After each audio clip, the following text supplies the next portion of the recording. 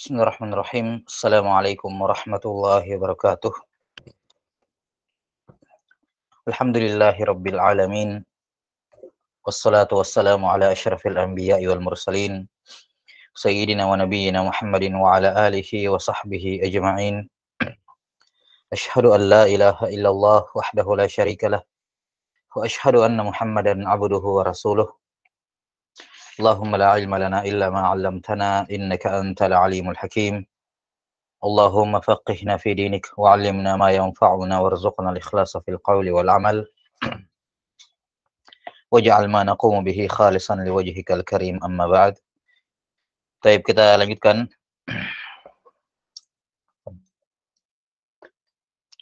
penjelasan dari kitab Al-Mukhtasar Al-Latif dari Syekh Abdullah bin Abdurrahman Bafadl rahimahullah yang wafat tahun 918 Hijriah.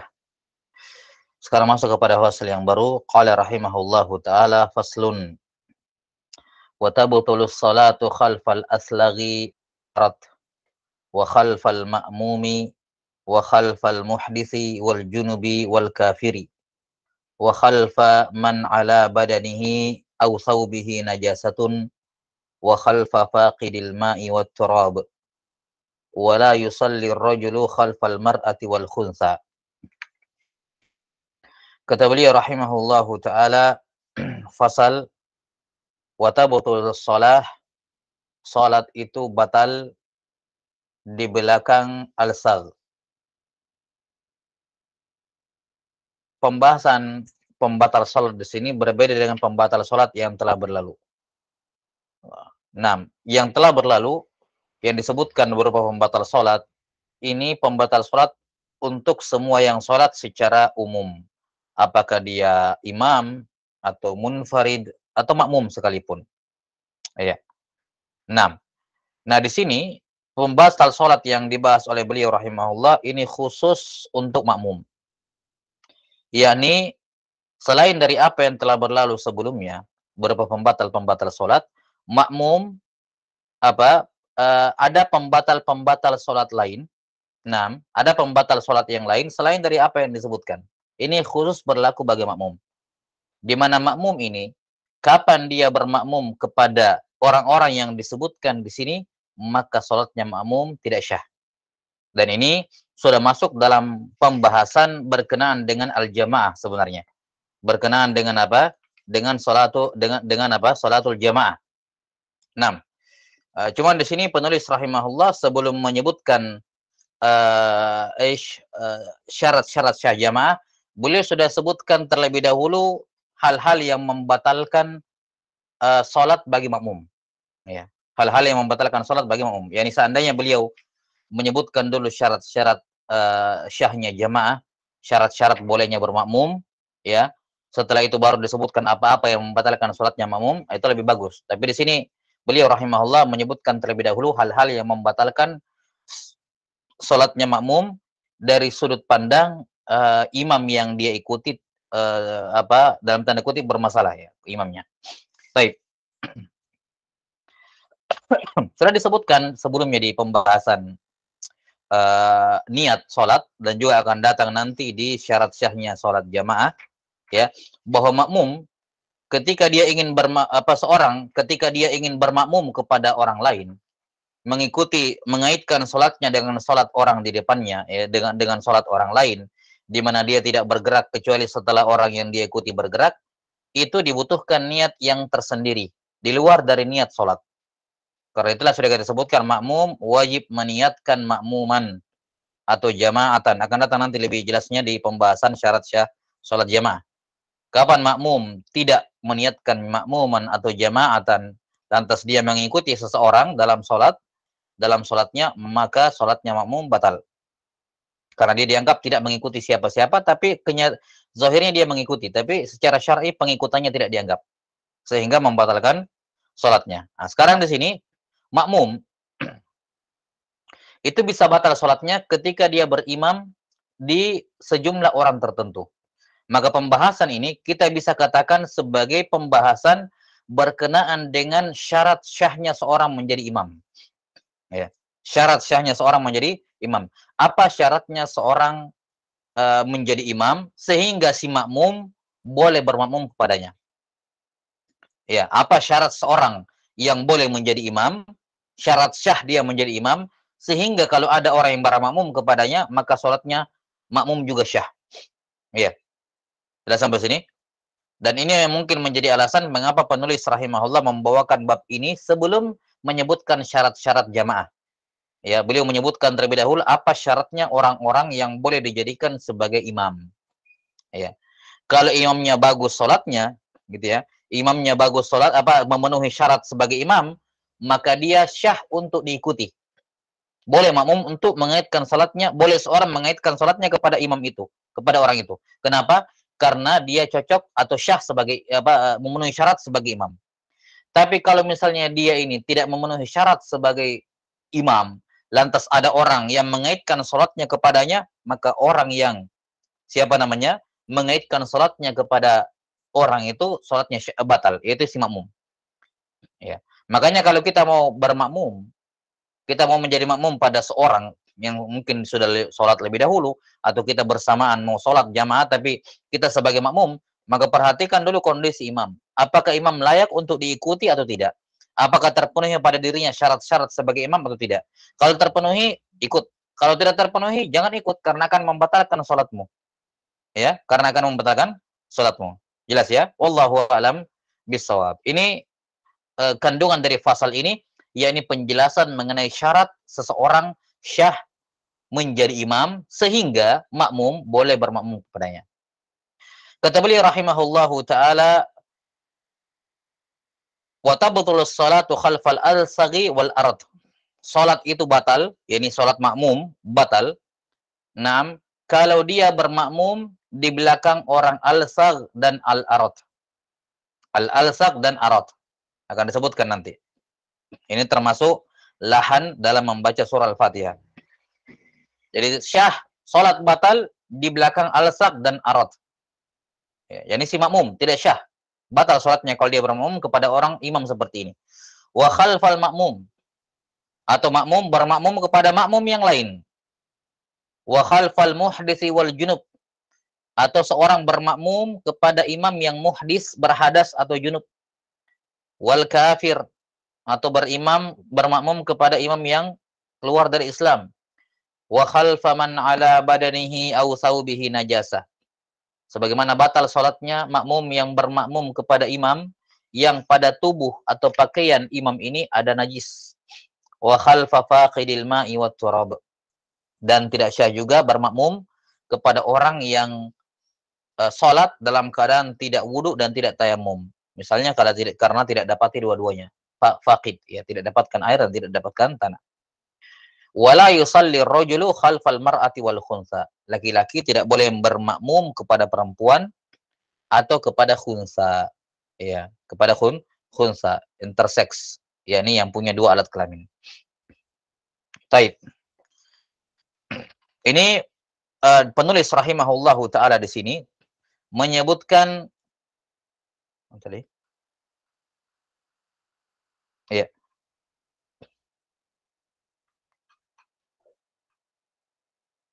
Taib. Mana syarat syah imamnya?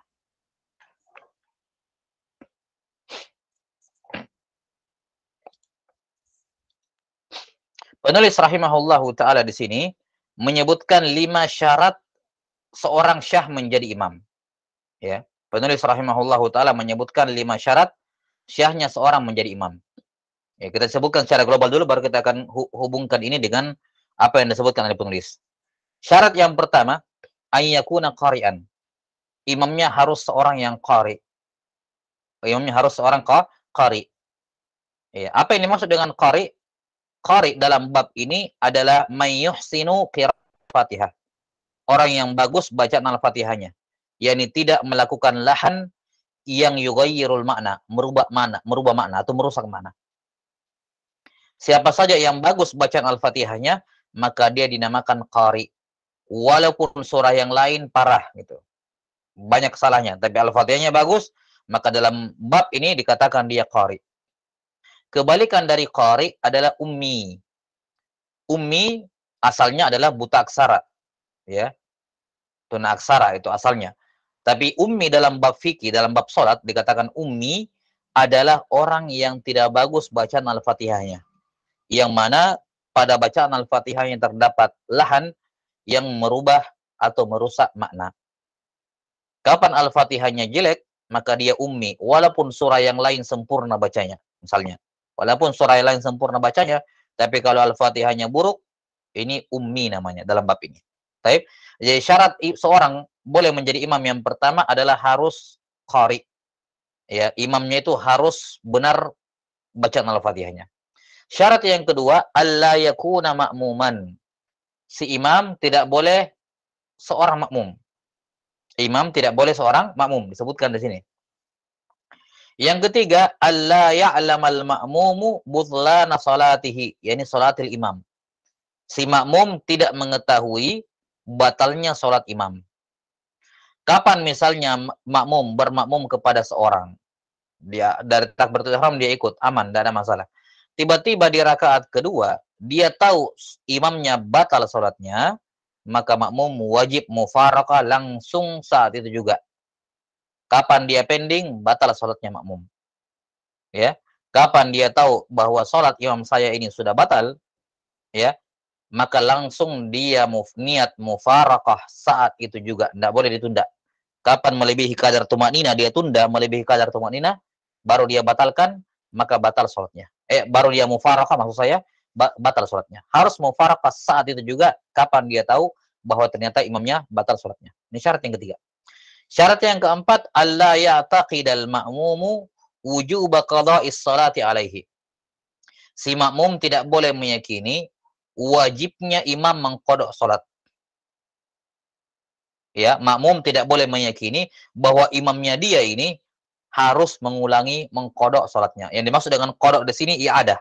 Karena kadang dalam pembahasan fikih qada itu ditakbir dengan i'adah. Afwan, i'adah ditakbir dengan qada. Dan dimaksud di sini i'adah. Sudah sampai sini? Iya. Ya ini begini, kalau saya mau bermakmum kepada seorang, tapi saya lihat pada imam saya ini terkumpul padanya syarat di mana dia dia sholat sekarang, syah sholatnya, tapi dia wajib ulangi sholatnya sebentar. Maka di sini saya tidak boleh bermakmum kepadanya. Kenapa? Karena saya meyakini si imam, dia sholat sekarang, tapi dia wajib ulangi nanti. Maka tidak boleh saya bermakmum kepadanya.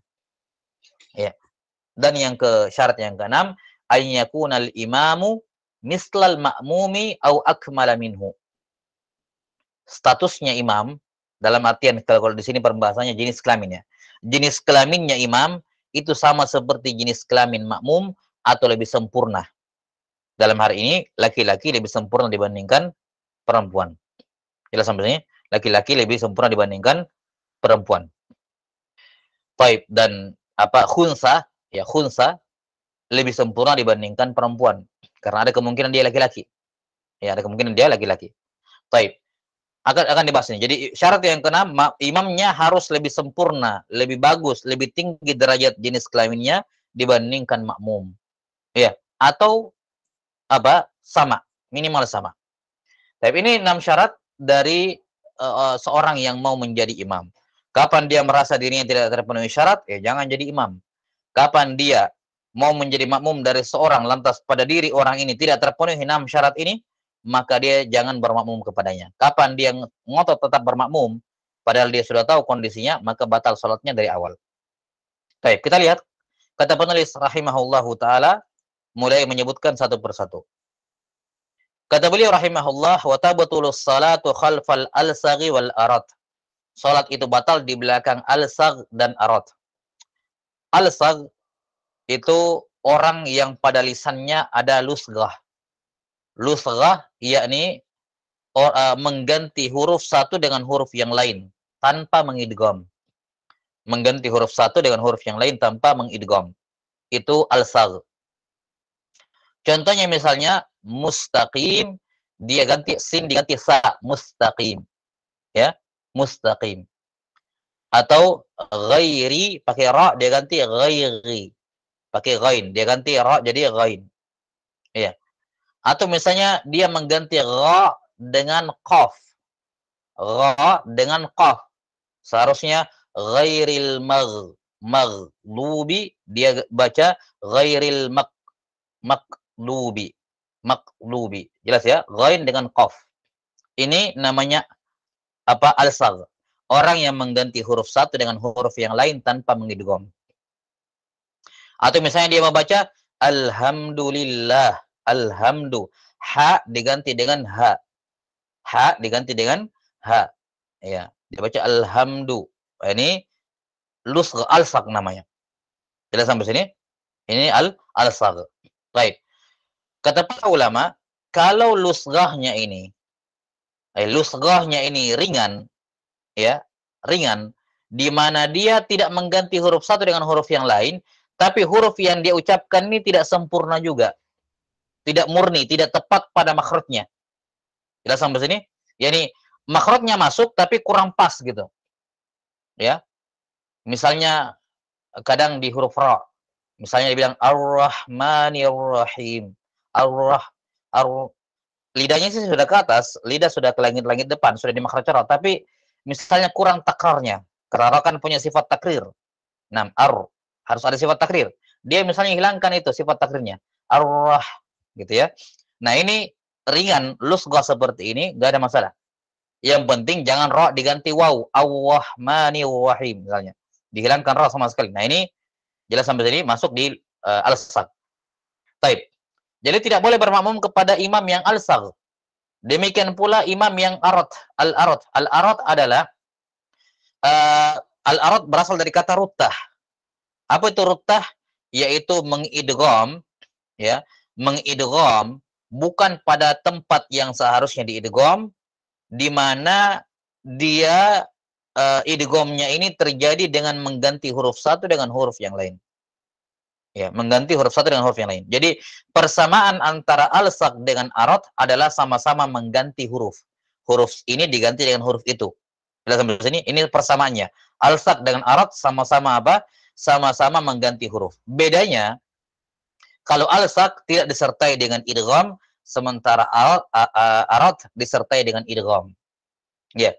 Misalnya mustaqim sin, ya, sin, naam, diganti misalnya dengan ta. Ya. Dia mengatakan ihdinas siratal muttaqim. Ya. Muttaqim. Baik. Asalnya mustaqim. Asalnya apa? Mustaqim. 6. Sudah ya? Ini berarti mengganti sin dengan ta. Mengganti sin dengan ta. Perhatikan, ketika sin, kan sinnya sukun. Ya, mustaqim. Tapi ketika diganti dengan ta, muttaqim, taknya jadi apa? Taknya jadi tasydid, ada idgham padanya, muttaqim. Nah, ini namanya apa? Al-arad. Yakni mengganti huruf satu dengan huruf yang lain, ya, dengan dengan idgham. Jadi ada idgham, dia mengidgham dengan cara mengganti huruf satu dengan huruf yang lain. Sudah sampai sini? Baik. Kesimpulannya, alsaq dan arad ini adalah ummi. Tanda bahwa orang itu ummi, rusak bacaan Al-Fatihahnya. Tidak bisa membaca bacaan Al-Fatihah dengan benar. Jelas sampai sini?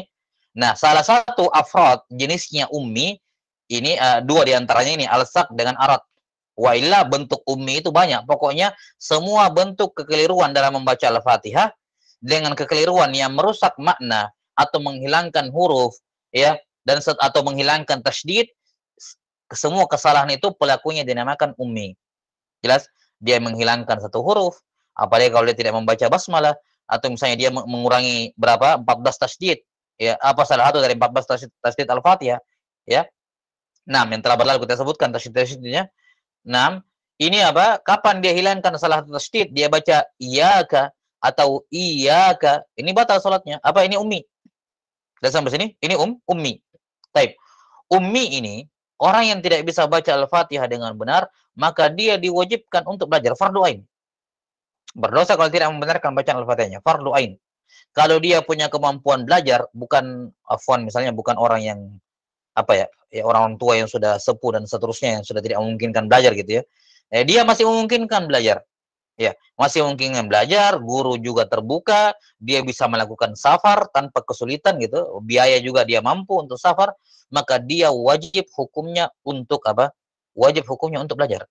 Kalau perlu safar, safar gitu. Kalau kalau satu-satunya cara untuk belajar Al-Fatihah hanya safar, wajib safar. Karena membaca Al-Fatihah dengan benar hukumnya fardu ain. Oke, belajar tajwid fardu kifayah, enggak ada masalah. Tapi membaca Al-Fatihah dengan benar hukumnya fardu ain. Jelas ya? Wallahu a'lam bishawab. Nah, ummi ini ketika dia belajar, dia kan tidak benar bacaan Al-Fatihahnya. Ya kan? Tidak benar bacaan Al-Fatihahnya. Tapi ketika dia dalam proses belajar atau tidak ada yang mengajari atau memang dia tidak mampu belajar, maka sholat dia sendiri ketika dia sholat munfarid, sholat sendirian dihukumi syah mimbab darurah. Ya, kalau dia tidak bisa baca Al-Fatihah dengan benar, berarti apa? Dia melanggar rukun. Tapi kan tidak mungkin dikatakan sholatnya tidak ada yang syah kalau begitu. Selama dia belum belajar, namanya belajar juga kan tidak mesti belum tentu langsung pintar dalam satu waktu sholat kan begitu. Nah, dalam proses dia belajar, dalam proses dia bertanya, dalam proses dia ini, semua sholatnya ummi dihukumi syah mimbabi darurah. Kapan? Kalau dia munfarid, dia sholat sendiri. Tapi dia tidak boleh menjadi imam bagi orang lain. Tidak boleh menjadi imam bagi orang lain. Kapan dia menjadi imam bagi orang lain? Sholat dia syah, tapi makmumnya tidak syah.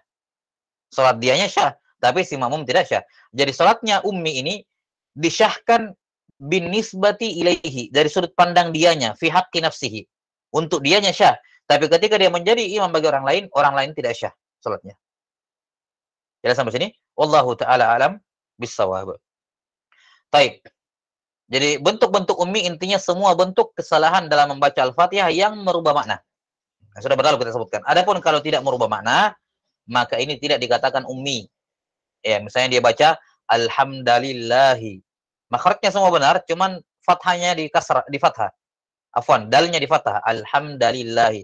Kan tidak merubah arti atau alhamdulillahi, tidak merubah arti. Lahan iya, salah harokat tapi tidak memberikan perubahan arti. Maka yang seperti ini tidak dikategorikan ummi. Memang keliru, tapi kelirunya tidak merusak Al-Fatihahnya. Baik. Jadi syarat yang pertama, khulasah kesimpulan di sini adalah imamnya tidak boleh ummi. Baik. Berkenaan dengan status imam dan makmum, ya, berkenaan dengan status imam dan makmum dalam hal bacaan Al-Fatihah, kemampuan dia membaca Al-Fatihah di sini tidak lepas dari 4 keadaan. Di sini tidak lepas dari 4 keadaan. Min suwaril qudwah, di antara bentuk qudwah, yakni hubungan imam dengan makmum dari sudut pandang kemampuan membaca Al-Fatihah. Ada 4 kemungkinan. Yang pertama, qudwatu qari'in bi qari'. Qari bermakmum kepada qari. Dua-duanya bagus Al-Fatihahnya. Imamnya bagus, makmumnya bagus. Yang kedua, qudwatu qari'in bi ummi. Qari bermakmum kepada ummi. Umminya jadi imam. Yang ketiga, qudwatu ummi bi qari. Si ummi bermakmum kepada si qari. Dan yang keempat, qudwatu ummi bi ummi. Ya. Si ummi menjadi makmum bagi ummi yang lain. Ya, imam dan makmum dua-duanya buruk Al-Fatihahnya.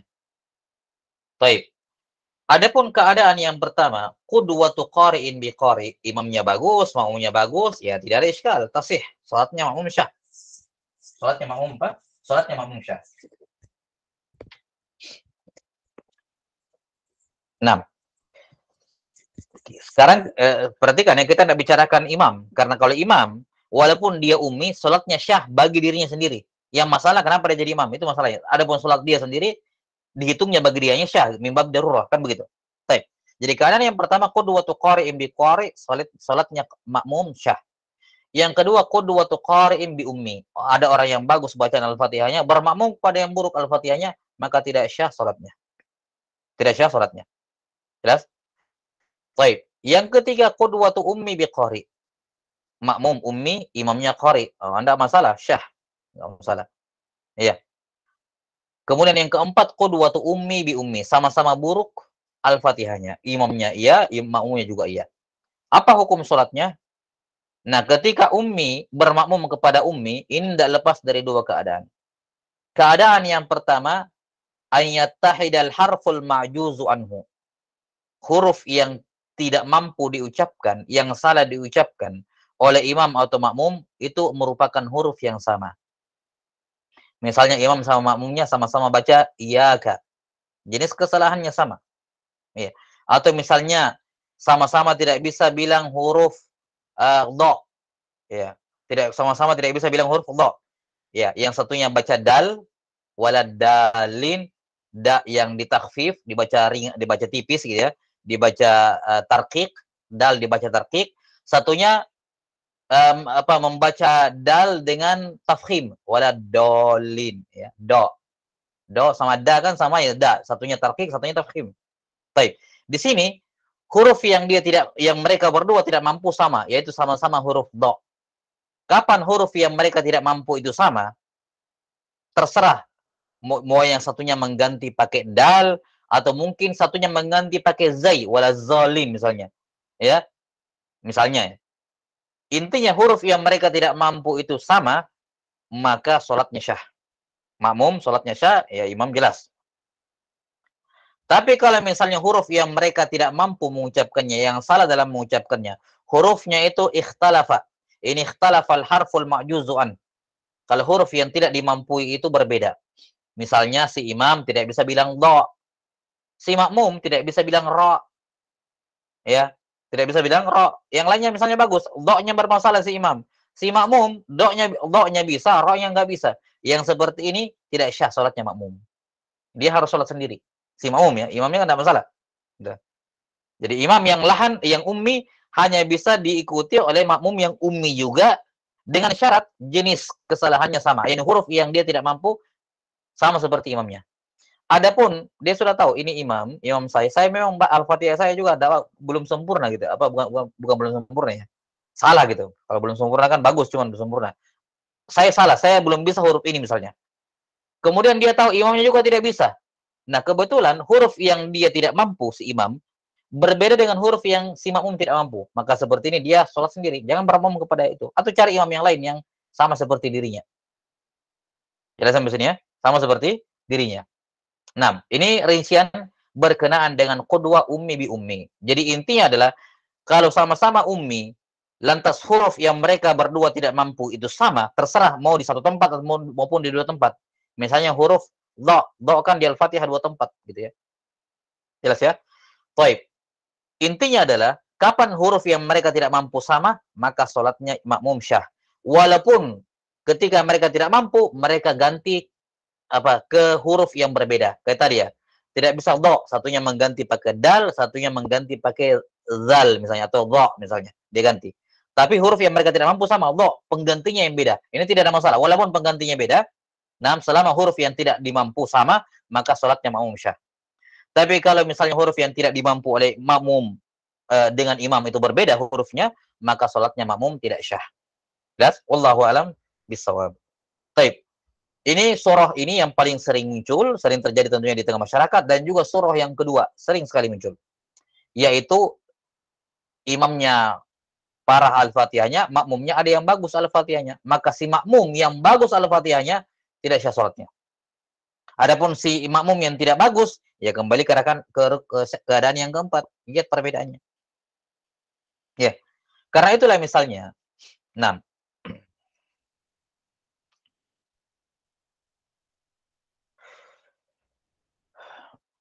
kapan ummi ini menjadi makmum? Terserah, walaupun dia sekarang dalam proses belajar. Jangan sampai berpikir bahwa yang tidak syah menjadi imam hanya kalau dia ngel, tidak mau belajar, malas belajar, tidak mau memperbaiki Al-Fatihah. Enggak. Hatta walaupun dia semangat belajar, dia sekarang dalam proses memperbaiki Al-Fatihahnya, bahkan walaupun ketika mulutnya tidak mendukung, lidahnya tidak mendukung, memang dia belajar, betul dia belajar, tapi lidahnya tidak tahu, susah gitu. Jelas sampai sini? Nah, hatta walaupun dia orang yang belajar atau terkendala dengan fisik dan semacamnya, ya itu udzur untuk sholat dia sendiri, tapi menjadi imam tidak boleh. Ya, tidak syah. Jelas sampai sini? Wallahu taala alam bissawab. Baik, karena itulah kalau misalnya seorang makmum datang, kemudian dia melihat yang jadi imam adalah si ini, apalagi kalau misalnya imam ratib. Imam ratib kan jelas. Kita sudah dengarkan satu kali bacaannya, Al-Fatihahnya bagus misalnya, ya, aman, nggak ada masalah. Tapi misalnya Al-Fatihahnya, nggak bagus ini Al-Fatihah, merusak makna. Ya. Maka hendaknya dia ya cari masjid yang lain. Kalau itu imam ratib di situ, karena begitu terus salatnya, dia imam ratib dan salatnya bermasalah. Dia misalnya, kalau dia Al-Fatihahnya bagus, cari masjid yang lain. Kalau dia Al-Fatihahnya juga tidak bagus, kemudian jenis kesalahannya sama seperti imam, oke, sholat di situ di belakangnya. Tapi kalau jenis kesalahanmu berbeda, huruf yang kamu tidak mampu berbeda, ya jangan sholat di belakangnya. Cari imam yang lain atau sholat sendiri. Kita sampai sini. Nah, ini yang mu'tamad dalam mazhab Syafi'iyah bahwasanya tidak boleh, ya, tidak boleh imam makmum yang qari bermakmum kepada imam yang ummi. Kalau dari awal dia sudah tahu, ya, kalau dari awal dia sudah tahu ini imam bermasalah, ya sudah, jangan sholat di belakangnya. Kalaupun dia mau sholat di belakangnya, tidak boleh dia meniatkan makmuman. Misalnya sudah terlanjur masuk masjid nih, wah, dia yang jadi imam. Kebetulan misalnya dia jadi imam. Ini al-fatihahnya parah ini orang. Maka oke, dia berdiri di belakang shaf sama kayak orang, karena mungkin khawatir fitnah kalau dia tinggalkan masjid saat itu, dia cari masjid lain misalnya khawatir fitnah, ya sudah dia berdiri dalam shaf, kemudian dia takbir. Ketika imam takbir, oke dia takbir, tapi jangan dia meniatkan makmuman, dia niatkan salat sendiri saja. Dia meniatkan salat sendiri. Ya, cuman perlu diperhatikan, kalau dia menampakkan seakan-akan berjamaah, padahal tidak, hakikatnya dia salat sendiri. Bagaimana caranya sholat sendiri di belakang jamaah? Ya gampang, jangan niatkan makmuman saja, jangan niatkan jamaatan. Sama seperti sholat munfarid niatnya, usolli fardhu zuhur, itu saja. Tidak usah tambahi jamaatan atau makmuman, tidak perlu. Nah, ketika dia berdiri di belakang imam, yang dia sholat sendiri, jelas, maka satu hal yang harus digarisbawahi adalah setiap gerakannya tidak boleh menunggu imam terlalu lama. Setiap gerakannya tidak boleh karena menunggu imam terlalu lama. Misalnya begini, saya masuk ke sebuah masjid, saya tahu imam ratibnya, sudah nih, ini selalu belum berubah-ubah, sudah setahun misalnya, begitu terus bacanya. Saya kebetulan sholat di situ, nah saya lihat dia lagi imamnya, sudah, saya masuk ke dalam shaf, saya tidak niat jamaah, saya takbir saja, salat sendiri, Allahu Akbar. Kemudian saya baca Al-Fatihah. Saya baca apa? Al-Fatihah. Nah, setelah selesai baca Al-Fatihah, misalnya, karena saya mungkin saya sengaja bacaannya agak cepat misalnya, masalahnya. Setelah itu saya baca surah pendek. Karena ini sholat saya sendiri, saya tetap disunahkan baca surah. Walaupun imam di depan membaca, saya tetap disunahkan baca surah karena saya sholat sendiri. Jelas? Nah, anggaplah saya baca qul huwallahu ahad. Nah, imamnya ternyata baca misalnya Iqra. Itu kan panjang. Saya sudah selesai qul. Imam di belakang Iqra. Saya kan seharusnya ruku kan, saya kan sholat sendiri. Ya, saya seharusnya ruku. Tapi saya tidak ruku, saya tungguin imam ruku baru saya ruku. Nah, di sini sholat saya batal. Sholat saya batal. Kenapa? Karena kamu kan tidak bermakmum. Kenapa kamu masih mengaitkan rukukmu dengan rukuknya imam? Tunggu dia ruku baru kamu ruku. Tidak boleh kayak gitu. Jelas ya? Tidak boleh seperti itu. Baik, tidak apa-apa kita bahas di sini ya. Nggak disebutkan juga di nanti. Nah, maka solusinya supaya saya tidak terlalu lama menunggu imam, ya, adalah tinggal saya ikut saja. Kalau dia membaca surah agak panjang, saya juga baca surah panjang. Atau mungkin dia baca surah, saya baca surah yang sama dengan bacaan saya misalnya agak lambat. Supaya nanti ketika saya ruku karena saya memang sudah selesai ya surahnya, bukan ruku karena mengikuti si dia lagi, si imam itu, bukan. Karena kan saya salah sendiri. Paham ya? Ini hal yang perlu diperhatikan bagi makmum yang munfarid di belakang jamaah. Jangan dia sudah selesai, tapi dia masih menunggu yang lama sebelum bergerak gara-gara imam belum bergerak. Itu batal sholatnya. Solusinya adalah mensiasati dengan bacaan yang panjang. Misalnya sudah saya baca Al-Baqarah saja, gitu ya. Pas imam ruku, saya tinggal baca satu ayat lagi baru saya ruku. Tapi saya ruku karena bacaan saya sampai sini saya baca gitu. Jelas ya?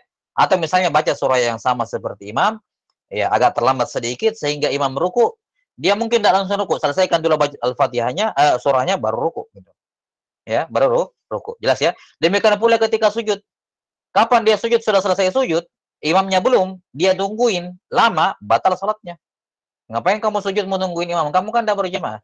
Jadi baca zikir-zikir. Misalnya kalau kita tahu ini imam kebiasaan sujudnya lama, ya sudah baca zikir sujud dari awal sudah panjang-panjang atau berulang-ulang. Itu aja dia ulang-ulang sampai imam bangkit. Maka ketika dia bangkit bukan karena mengikuti imam, tapi karena bacaan saya memang sudah selesai. Dan demikian seterusnya. Yes? Baca tasyahud juga seperti itu. Ya, baca tasyahud seperti itu. Nah, maka jangan dia menunggu. Tidak boleh sama sekali niatnya itu menunggu imam dan menunggunya terlalu lama. Contoh yang lebih yang sering terjadi. Tahiyat awal. Tahiyat awal kan dalam mazhab Syafi'iyah kan cuma sampai Allahumma sholli ala Muhammad. Nah, kebetulan dapat imam ummi yang dia pandangannya di tahiyat awal baca selesai sampai akhir. Sampai fil alamin innaka hamidum majid. Solusinya adalah saya baca sampai di situ. Jelas ya? Saya baca sampai Allahumma sholli ala Muhammad misalnya, atau menurut sebagian pendapat boleh wa ala ali Muhammad. Setelah itu misalnya saya isi pakai doa. Kan tidak boleh menambah setelahnya, tidak boleh. Sampai paling banter menurut sebagian pendapat sampai keluarga Nabi sallallahu alaihi wasallam. Walaupun yang utama tidak disunnahkan salawat kepada keluarga Nabi tasyahud awal. Jelas ya? Baik. Tapi saya sudah selesai, imam belum selesai. Apa yang saya lakukan? Ya berdoa. Berdoa, bertasbih, berzikir dan seterusnya kan boleh dalam salat. Tapi yang jelas jangan menunggu imam terlalu lama. Jelas? Wallahu a'lam bishawab. Ini yang penting. Nah, sekarang ini tadi kapan dia sudah tahu imamnya nilahan, dari awal dia tidak mungkin lagi tinggalkan masjid. Ya sudah ikut, tapi niatnya salat munfarid. Nah, atau misalnya dia di masjid baru atau masjid safar gitu, nggak tahu imamnya gimana, saya kenal gitu. Masuk, maka dia wajib meniatkan makmuman, kan begitu? Ya.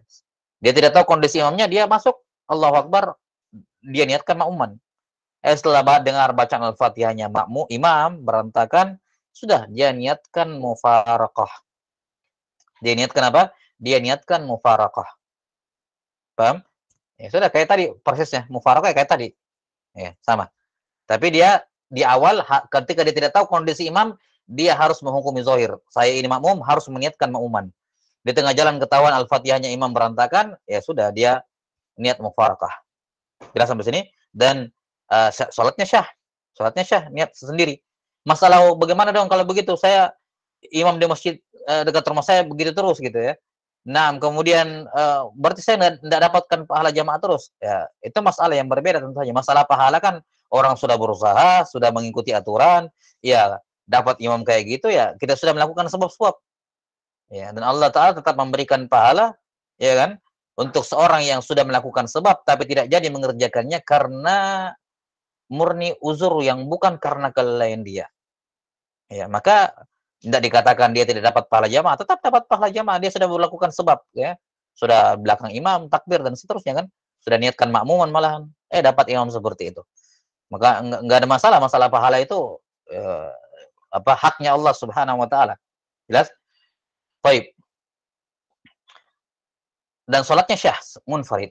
Nah, kecuali tentunya pada salat Jumat. Ya, karena sudah berlalu di Safinah bahwa salat Jumat adalah satu dari 4 jenis salat yang tidak syah sendirian, harus berjamaah. Nah, yang repot kalau imam salat Jumatnya parah Al-Fatihahnya.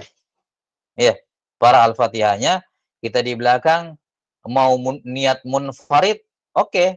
Niat munfarid tapi jatuhnya salat sunnah mutlak. Bukan jatuhnya salat Jumat. Karena apa? Salat Jumat tidak bisa sendirian, harus berjamaah. Ya. Dalam keadaan seperti ini dapat imam yang parah seperti itu, ya sudah, dia niat mufaraqah di belakang imam Jumat tadi, dia niat mufaraqah, ya sehingga jatuhnya salat sunnah mutlak, nanti dia pulang di rumah dia wajib mengulangi salat zuhur. Wajib mengulangi salat zuhur. Jadi saya tidak Jumatan dong. Ya keadaannya seperti itu imammu. Makanya cari imam masjid yang imamnya bagus Al-Fatihahnya. Misalnya di imam-imam masjid agung, Masjid Raya dan semacamnya, atau masjid-masjid besar yang memang mungkin ditunjuk atau yang semacamnya, ya. Ala kulli hal intinya seorang musolli harus memperhatikan kondisi imam sebelum dia menjadi imamnya.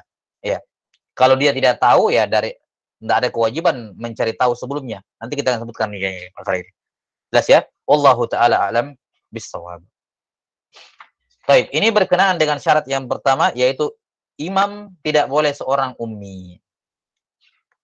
Ini pendapat yang mu'tamad dalam mazhab Syafi'iyah, bahwa dalam semua sholat, kapan ada qari bermakmum kepada ummi, maka sholatnya qari batal. Jelas? Ini pendapat yang mu'tamad dalam mazhab. Ada pendapat yang lain dalam mazhab, mengatakan dibedakan antara sholat sirriyah dengan sholat jahriyah. Kalau sholatnya sholat jahriyah, si imam menjaharkan bacaannya dan kedengaran Al-Fatihahnya rusak, maka makmum juga yang qari, makmum yang qari batal sholatnya, tidak sah sholatnya. Ya, harus niat mufaraqah saat itu juga. Tapi kalau sholatnya sholat sirriyah, walaupun kita tahu ini imam jelek Al-Fatihahnya, jelek ini. Ya. Sudah pernah saya dengar bacaan Al-Fatihahnya parah gitu. Tapi sholatnya sholat zuhur. Maka menurut pendapat ini boleh. Ini sholatnya makmum, walaupun dia qori tetap syah karena sholatnya sirriyah. Jadi ada yang pendapat dalam internal mazhab yang membedakan antara jahri dengan sirriyah. Tapi yang mu'tamad dalam mazhab tidak ada perbedaan. Jahriyah, sirriyah sama saja. Jelas? Wallahu taala alam bisawab.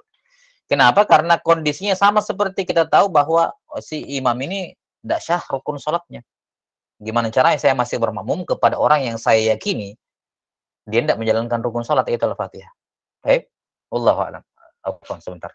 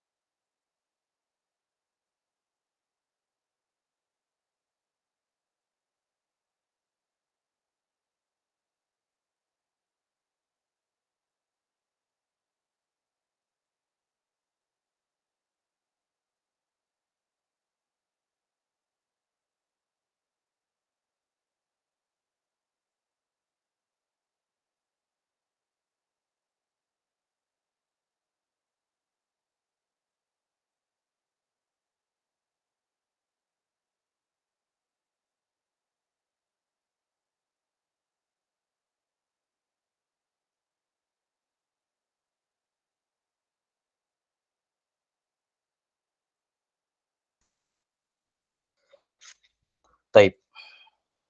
Sekarang permasalahan.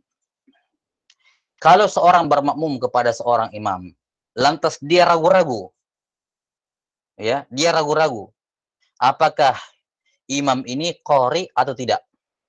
Qori atau ummi? Ya, dia tidak tahu. Misalnya dia masuk masjid, gitu ya, masuk masjid, kemudian apa? Uh, imam gitu, baru dari dapat imam. Dia tidak tahu imam ini qori atau ummi ya. Ya, kita sampai sini. Saya sebutkan nggak di bagan? Bentar. Nah ini. Ya. Lau taraddada al-ma'mum fi halil imam. Seandainya makmum ragu-ragu akan kondisi imam. Ya. Dia masuk ke dalam masjid, orang sudah qomat gitu, imamnya maju, dia tidak tahu imamnya ini qori atau ummi, tidak tahu. Maka di sini tidak lepas dari dua keadaan. Keadaan yang pertama sholatnya sholat sirriyah, yang kedua sholatnya jahriyah. Jelas? 6. Yang pertama sholatnya sirriyah, yang kedua sholatnya jahriyah. Kalau sholatnya sholat sirriyah, maka sholatnya makmum nggak ada masalah, syah, la tadhur. Ya, sholatnya makmum apa? Sholatnya makmum syah. Iya. Ini secara mutlak. Secara apa? Mutlak. Jelas sampai sini? Yani walaupun setelah itu dia tahu bahwa oh ternyata dia rusak Al-Fatihahnya. Tapi kan dia tidak tahu tadi. Dan ini sholatnya sholat sirriyah, memang tidak dengar. Tidak ada kewajiban dia untuk apa namanya? Untuk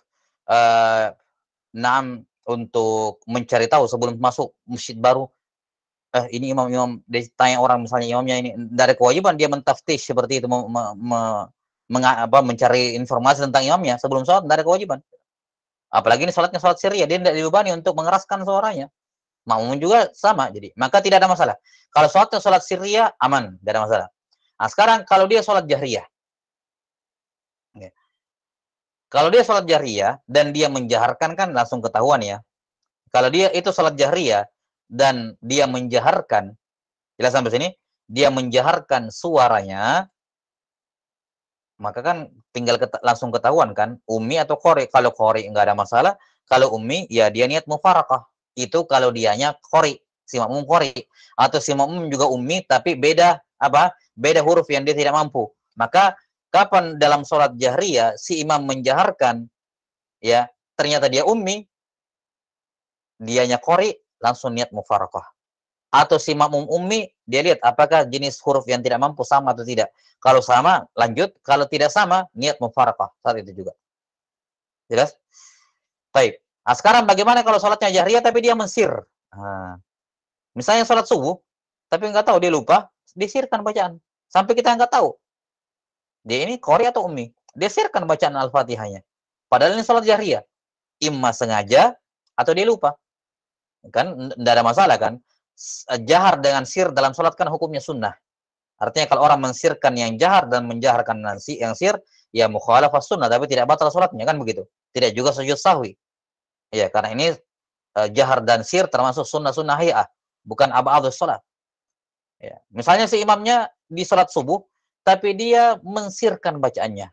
Imma dia sirkan karena lupa, ataukah dia sirkan dengan sengaja karena dia tahu hukumnya menjaharkan kan sunnah aja. Saya mau sirkan, kan tidak batal juga salatnya. Boleh ya boleh. Jelas? Maka dalam keadaan seperti ini, kapan dalam sholat jahriyah, tapi si imam tetap mensirkan, maka dia ikuti saja sampai selesai. Jangan dia niat mufarakah. Jangan dia niat apa? Mufarakah. Namun, setelah selesai salam, dia wajib untuk mencari tahu kondisi imamnya.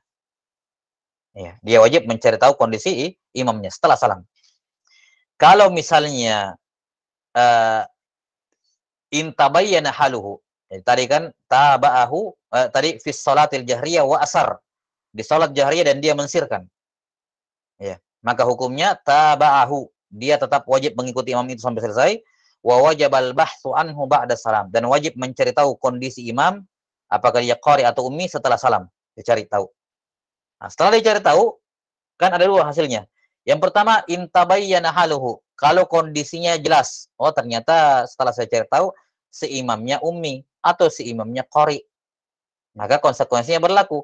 Setelah dia cari tahu dan dia dapat kabar bahwa ternyata annahu ummiyun, bahwa si imam tadi ternyata ummi, maka si makmum yu'id, wajib mengulangi salat. Wajib mengulangi salat, karena berarti salat yang dikerjakan tadi tidak sah. Tapi kalau nampak ya dapat kabar dia cari tahu ternyata si imam itu qari gitu ya, qari, maka tidak mengulang, enggak ada masalah. Ini kalau nampak setelah dia cari tahu dapat hasil. Nah, keadaan yang kedua setelah dia cari tahu lam yatabayyan halu, enggak dapat hasil, tetap enggak jelas, enggak dapat info yang valid tentang imamnya dan semacamnya, apapun alasannya. Dia tidak dapatkan info, maka di sini ada dua pendapat, fihi qaulan, sebagian mengatakan diulang, sebagian mengatakan tidak diulang. Jelas? Kata ini disebutkan dalam kitab Nihayatuz Zain ya. 6. Karya Syekh Nawawi Al-Bantani rahimahullahu taala. Baik. Sudah. Ini masalah yang pertama. Masalah yang kedua, kalau imam di tengah-tengah baca Al-Fatihah tiba-tiba tidak mampu, tiba-tiba bisu, ya, tiba-tiba bisu misalnya, tiba-tiba tidak bisa membaca Al-Fatihah, maka di sini makmum wajib mufaraqah saat itu juga, wajib. Faraqahu wujuban. Ya. Nah, misalnya kan orang bisu kan tiba-tiba aja misalnya terkunci lidahnya, tapi tetap di depan berdiri begitu. Ya. Kapan dia tahu bahwa imamnya ini tidak membaca lagi Al-Fatihah gitu ya? Apa karena kedengaran suara sedikit? Intinya adalah di tengah salat dia tahu tiba-tiba imam tidak baca Al-Fatihah, maka dia wajib meniatkan mufaraqah saat itu juga. Tapi kalau dia tidak tahu kan dia ikuti zahir, ikut aja sampai selesai salam. Setelah selesai salam, imamnya bilang, aduh tadi pas baca Al-Fatihah, tahu tiba-tiba lidah saya terkunci, nggak bisa lanjutkan bacaan gitu ya. Akhirnya saya ruku. Nah, berarti kan tidak baca Al-Fatihah tadi. Nah, dalam keadaan seperti ini, si makmum harus mengulang salatnya. Ya, dia harus mengulang salatnya. Kenapa? Karena yang seperti ini uzur nadir ghairu daim. Uzur yang jarang dan kalaupun terjadi kan tidak terus-menerus misalnya. Yang seperti ini tidak bisa dijadikan iktibar dalam rukhsah, ya. Uzur semacam ini tidak diperhitungkan sehingga tetap makmum wajib mengulangi salatnya. Baik, wallahu a'lam bishawab. Baik, ada masalah lain ya. Syekh Nawawi Al-Bantani rahimahullah menyebutkan dalam Nihayatuz Zain, ini masalah yang ketiga, yaitu apa hukum orang bisu bermakmum kepada orang bisu. Ya, misalnya di panti di tempat anggap sekolah ini misalnya, SLB misalnya. Masalah atau lembaga yang lain yang berkumpul orang bisu di situ misalnya. Lantas mereka salat berjamaah. Apa hukumnya orang bisu bermakmum kepada orang yang bisu? Iya. Kata Syekh Nawawi Al-Bantani rahimahullahu taala, kalau imam dan makmum dua-duanya bisu asli, akhras asliyain, yakni dari awal lahir, memang dari kecil gitu lahir bisu gitu. Dua-duanya imam sama makmumnya, maka tidak syah salatnya makmum. Tidak boleh makmum yang bisunya itu bawaan, ya bawaan ya, bisu bawaan, bermakmum kepada imam yang bisunya juga bawaan, tidak boleh. Demikian pula kalau bisunya bukan bawaan karena penyakit atau karena kecelakaan gitu ya. Tidak boleh makmum yang bisunya itu bukan bawaan, ya, arid, jadi aridain, ini muncul belakangan, bukan bawaan gitu bisunya. Tidak boleh makmum yang akhrasnya, yang bisunya itu arid, bermakmum kepada imam yang bisunya juga arid, nggak boleh. Iya. Bagaimana kalau mereka berbeda? Imamnya bisunya bawaan, si makmum bukan. Atau sebaliknya, si imam bisunya bukan bawaan, si makmum bisunya bawaan. Kata beliau rahimahullah, fa idza kana ahaduhuma asliyan wal akharu aridan, sahha liqtida'ul asli bil arid dunal aks. Kalau jenis bisu keduanya berbeda, satunya asli, satunya bukan, maka yang syah adalah kalau orang yang bisunya asli, bisunya bawaan maksudnya, bermakmum kepada yang bukan bawaan. Itu syah. Sebaliknya tidak. Sebaliknya tidak. Jelas ya? Kalau orang yang bisunya bawaan bermakmum kepada yang bisunya bukan bawaan, ini syah. Tapi kalau sebaliknya tidak boleh. Apa sebaliknya? Yaitu orang yang bisunya bawaan bermakmum kepada yang bisunya seorang bisu yang makmum ini, makmumnya bisunya bukan bawaan, bermakmum kepada yang bisunya bawaan. Ini tidak syah. Iya. Kenapa? Karena statusnya makmum lebih rendah. Statusnya imam lebih rendah. Dia bisunya bawaan. Ini kan bisunya belakangan gitu. Berarti statusnya imam lebih rendah dibandingkan dia. Maka tidak boleh, tidak syah. Adapun ketika yang bisunya bawaan bermakmum kepada yang bisunya bukan bawaan, boleh. Karena yang bisunya bawaan dia pernah berbicara. Berarti statusnya dia lebih tinggi. Nah, Allahu a'lam bissawab. Sudah, ini 3 permasalahan terkait dengan syarat imam yang pertama, yaitu ayyakuna ummiyan. Imamnya alla yakuna ummiyan atau ayyakuna qari'an. Imamnya harus qari, imamnya tidak boleh ummi. Baik. Syarat yang kedua dari imam ya adalah kata beliau rahimahullah wa tabtulus shalah khalfal alsaghi wal arad wa khalfal mu'min wa khalfal ma'mum dan juga batal salat di belakang makmum. Ini syarat yang kedua yang kita sebutkan, yaitu alla yakuna ma'muman. Si imam, si orang yang mau dia jadikan imam, tidak boleh dia berstatus sebagai makmum. Yani dia masih sementara makmum, kemudian datang orang menjadikan dia sebagai imam. Ini tidak boleh. Jelas sampai sini? Kenapa? Karena si makmum ini, dia sementara mengaitkan sholatnya kepada orang lain. Dia matbu. Dan yang matbu tidak bisa dia tabi, dia mengikut gitu. Dan yang tabi, yang mengikut tidak bisa dijadikan matbu oleh orang lain. Ya. Misalnya ini biasa terjadi di rakaat-rakaat terakhir. Rakaat-rakaat terakhir. Nah, misalnya anggaplah orang masbuk. Masbuk 1 rakaat. Di tahiyat terakhir imam, masbuk ini kan masih perlu menambah 1 rakaat. Ya. Di tahiyat terakhir ya, tahiyat terakhir datang orang satu lagi. Dia mau gabung ke jamaah, wah sudah tahiyat terakhir, sebentar lagi salam. Akhirnya dia tepuk pundaknya, misalnya dikasih info kepada si masbuk ini bahwa saya sekarang ikut sama kamu. Sementara imam belum salam. Maka ini tidak boleh, tidak syah. Ini yang batal sholatnya siapa? Si makmum yang batal. Imam tidak ada masalah gitu. Si masbuk tidak ada masalah. Karena dia yang diikuti. Yang bermasalah yang mengikuti. Kenapa kamu mengikuti orang yang masih sementara mengikut? Jelas? Adapun kalau si masbuknya sudah berdiri sendiri, yakni imam sudah salam, si masbuk berdiri, sekarang kan statusnya dia munfarid. Statusnya dia salat sendiri. Ya sudah, baru kamu boleh datang untuk bermakmum kepada orang itu. Boleh. Karena munfarid boleh diikuti. Yang tidak boleh diikuti kalau dia sebagai makmum. Ya, jadi misalnya tadi ya, masbuk 1 rakaat, setelah imamnya salam, saya datang misalnya. Sudah rakaat keempat misalnya. Wah, saya mending jamaah sama yang terakhir ini. Saya lihat dia masbuk tadi juga. Ya, masbuk. Saya mending jamaah sama dia saja. Misalnya ya. Maka tidak boleh saya langsung masuk. Saya tunggu dia imam dulu salam, masbuknya berdiri tambah 1 rakaat, baru saya bermakmum kepadanya. Kenapa? Karena sekarang dia sudah bukan sebagai makmum. Demikian pula misalnya dalam kasus ada 5 orang misalnya, 5 orang masuk rombongan ya, musafir singgah di pinggir di masjid pinggir jalan gitu. Mereka bersamaan masuknya, sama-sama masbuk 2 rakaat pada sholat maghrib. Masbuk 2 rakaat pada sholat maghrib. Setelah imam salam, mereka berlima ini berdiri. Mereka berlima apa? Berdiri untuk menambah 2 rakaat. Nah, ketika mereka berlima berdiri, 4 yang lainnya mundur ke belakang, ya. 4 yang lain mundur ke belakang untuk menjadikan yang paling kiri sebagai imam. Maka ini juga syah, tidak ada masalah. Boleh.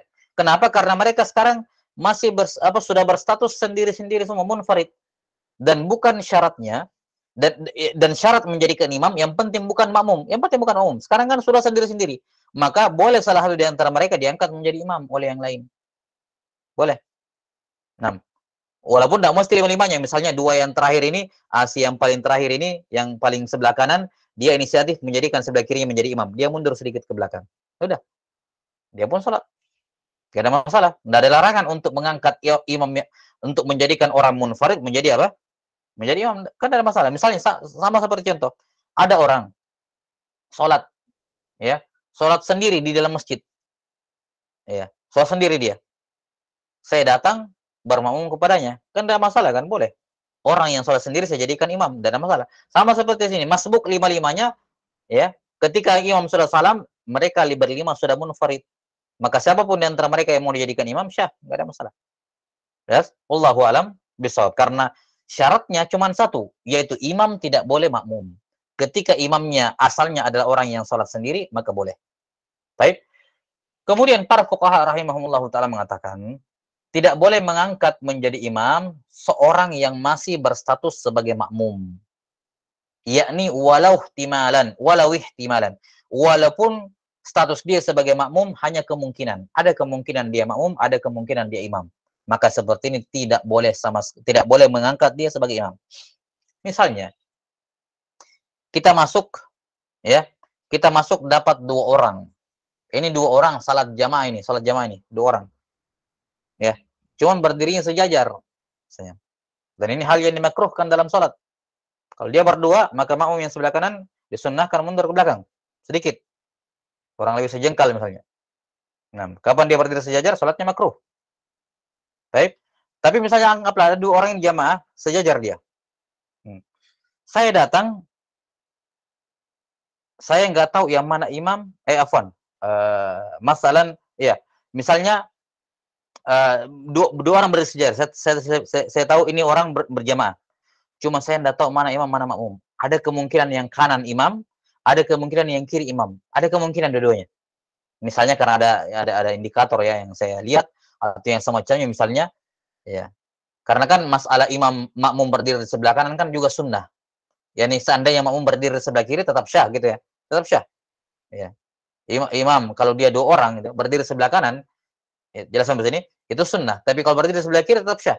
Sekarang ada indikator yang menunjukkan bahwa mereka berpandangan seperti itu, boleh kanan boleh kiri kan gitu. Mereka lakukan. Mereka berdua gitu, berjamaah. Saya mau nimbrung. Cuman saya bingung, ini yang mana yang imam, yang mana yang makmum. Jelas sampai sini? Ya, maka dalam keadaan seperti ini tidak boleh menjadikan salah satu dari keduanya menjadi imam, tidak boleh. Jelas sampai sini? Memang salah satu dari keduanya itu berpotensi imam, tapi ada juga kemungkinan dia makmum. Karena enggak jelas gitu. Jelas? Baik, Allahu taala alam bisawab. Yani kata Ibnu Hajar rahimahullah, walaupun dia sudah berijtihad. Berijtihad artinya lihat korina, lihat tanda-tanda gitu. Oh, dugaan besar saya ini yang jadi imam. Berarti itu yang saya ikuti. Kata siapa namanya Ibnu Hajar, enggak, walaupun kamu berijtihad sampai pada dugaan besar ini yang jadi imam, tetap tidak boleh diikuti. Selama masih ada kemungkinan dia makmum. Ada kemungkinan walaupun kemungkinan kecil. Ya, kata apa? Ibnu Hajar. Sementara Ar-Ramli mengatakan kalau dia sudah berijtihad, yakni melihat korina, tanda-tanda dan seterusnya, terus dugaan besar dia ini yang imam, maka dia boleh menjadikan orang itu sebagai imam. Boleh. Kalau Ibnu Hajar tadi tidak boleh secara mutlak. Kapan tidak jelas gitu, walaupun kemungkinan kecil, dia sebagai makmum tetap tidak boleh. Ibnu Hajar Ar-Ramli mengatakan, kalau kamu sudah berijtihad dapat kesimpulan ini yang dugaan besar kamu jadi imam, oke, boleh kamu bermakmum kepada si imam yang kamu duga itu sebagai imam.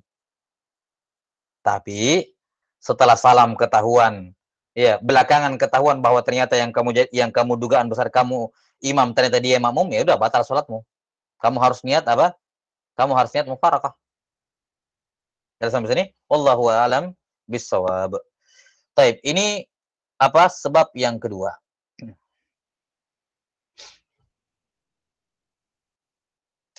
Sudah ya?